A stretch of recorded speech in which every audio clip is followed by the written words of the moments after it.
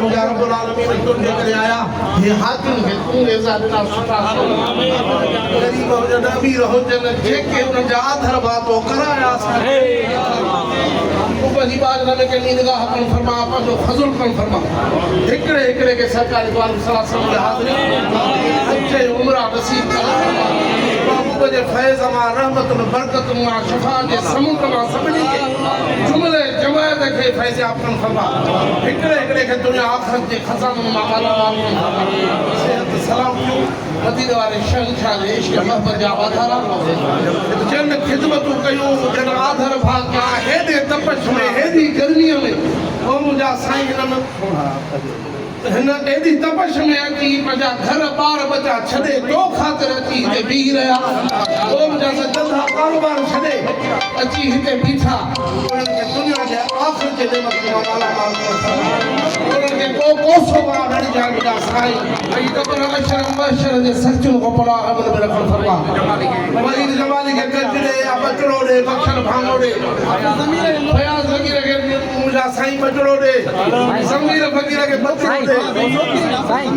समीर के नौकरी दे बाबा मुझे रब्बुल आलमीन इमरान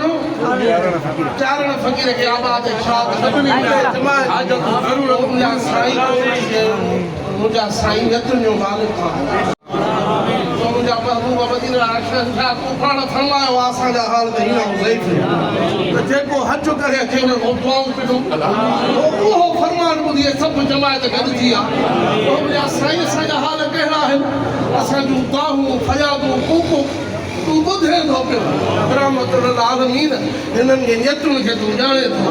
कंहिं तुंहिंजा ख़ातिर गॾु रखिया कंहिं लालच लोभ में न आया तुंहिंजी सिक ऐं वहबत में आया त हुन दरवाज़े जो कुतड़ो हाज़िरी ॾेई आयो आहे ओ मुंहिंजा साईं तुंहिंजे करे हे इज़तूं हे शरफ़ असांखे अल्लाह से अता फरमायूं तुंहिंजे करे महबूब मदीने वारा साईं हिननि जे इज़तुनि में वाधारा हिननि जे हयातुनि में वाधारा सेहत सलाम हुननि जे आल में औलाद में वाधारा बरकतूं मदीने वारे शहंशाह जे आंदर दीन ईमान वो संदन जे शफा जे समुंड मां संदन खे संदन जी आल औलाद खे असांखे असांजे बचपन खे फैज़ याब करणु खपे अल्लाहुम्मा सल्लि अला सय्यिदना मौलाना मुहम्मद व अला आलिहि व सहाबिहि व बारिक वसल्लम तस्लीमा अल्हम्दुलिल्लाह ला इलाहा इल्लल्लाह मुहम्मद रसूलुल्लाह सल्लल्लाहु अलैहि वसल्लम ढेर मशहूर खरीदार के पीछे में पत्थरी की औलाद शफा नाम नाम अता फरमा बाज में के मीनगा बीमारन की शफा बे औलादन के औलाद मुझा साईं ने के औलाद ॾिनी की हिदायत वारी कर सखी जी पार थी उनके भली नौकरी यार जो साईं जो खिदमतकार भी करे से चंदर फकीर जी औलाद के थोरो नरम भी कर तब चले थोरो नरम करे ने प्रेशर जी दो जी बाज में के मीनगा जुमले जमात के रोजगार असांजे हुक्मरान के हिदायत वारो कर वो मुझा साईं असांजे मुल्क पाकिस्तान जो खैर असांजी सिंधड़ी जो खैर कर जो था पिया पंहिंजी बाज में के मीनगा अपन फरमा ईसा फकीर के बम्मायूं हिन बिन्ही में औलाद दे उन मोड़ थो जे टी हणे से पंहिंजी बाज में के मीनगा कर न तो के अचे तो के पुछाड़ा करे